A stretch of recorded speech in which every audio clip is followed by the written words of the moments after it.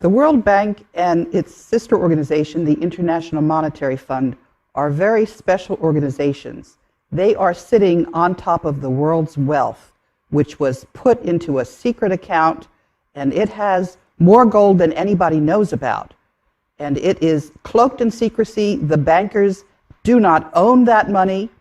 It's held in benefit for humanity. The World Bank and the IMF are listed on a special agreement that was signed in 1950 about that. Assets, it's gold. It's more gold than people know about. It's over 1 million metric tons of gold. And the World Bank and the IMF have a special role to play, making sure that that money is spent to the benefit of humanity. So where's the gold? Some people believe that the gold in Fort Knox has disappeared. That's been in question for many years. Congressmen have attempted to get an audit of the gold in Fort Knox. So 1 million metric tons of gold is not something you can just hide. Where would you say that that gold is being stored? 400,000 metric tons are in the Central Bank of the Philippines.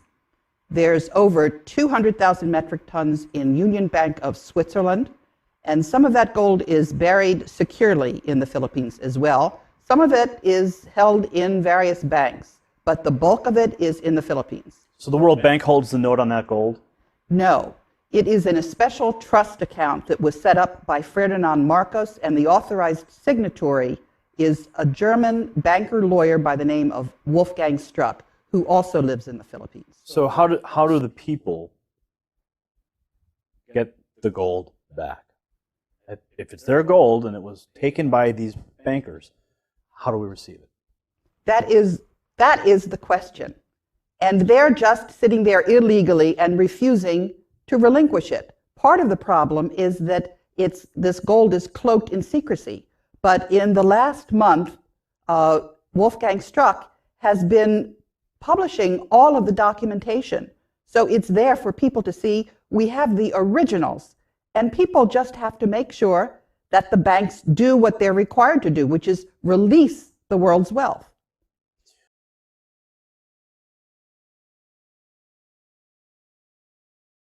Contact Phoenix Journal Review. Independent confirmation of the Philippines gold.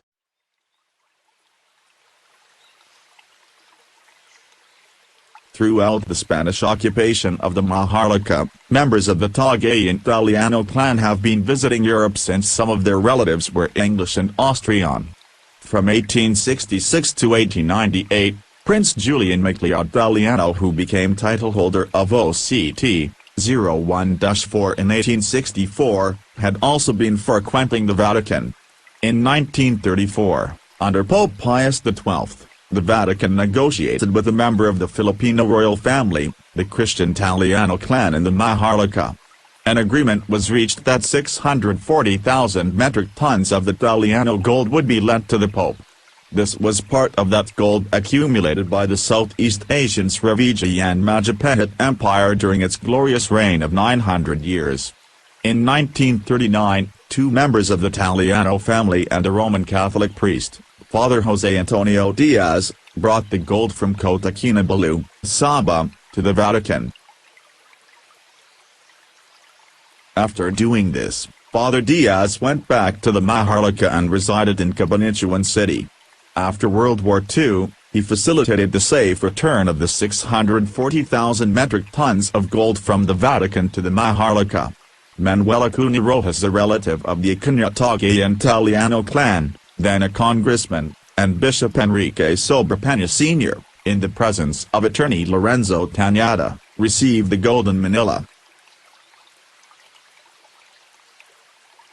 Having gained the trust and confidence of Father Diaz, the Italiano clan made him the main negotiator and trustee of their gold. Father Diaz, in turn, hired the services of attorney Ferdinand Marcos, then a highly recommended brilliant young lawyer, having attained notoriety when he successfully defended himself in the Nalundasan case in 1939. The Italiano clan paid commission to Father Diaz and attorney Marcos in gold, 30% from the principal of 640,000 metric tons. In 1949, The two richest men in the world were Father Jose Antonio Diaz and attorney Ferdinand Marcos. Between the two of them they legitimately earned and owned 192,000 metric tons of gold. Ferdinand Marcos withdrew their share of the gold from the central bank and minted it, RPCB. Sometime later, Father Diaz and Marcos brought their gold to Switzerland, in the Swiss Bank Corporation in Zurich. The remaining 400,000 metric tons of Italiano gold is in the third-floor basement of the central bank minting plant in East Avenue, Quezon City.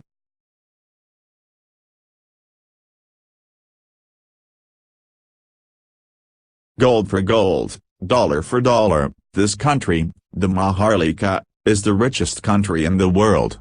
During a talk show in a U.S. TV the week following the bombing of the New York Twin Towers, President Bush was asked this question, which is the richest country in the world today?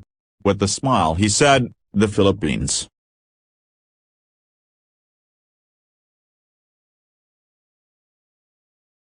On April 9, 1973, Marcos said, "My earthly goods have been placed in the custody and for the disposition of the Marcos Foundation, dedicated to the welfare of the Filipino people.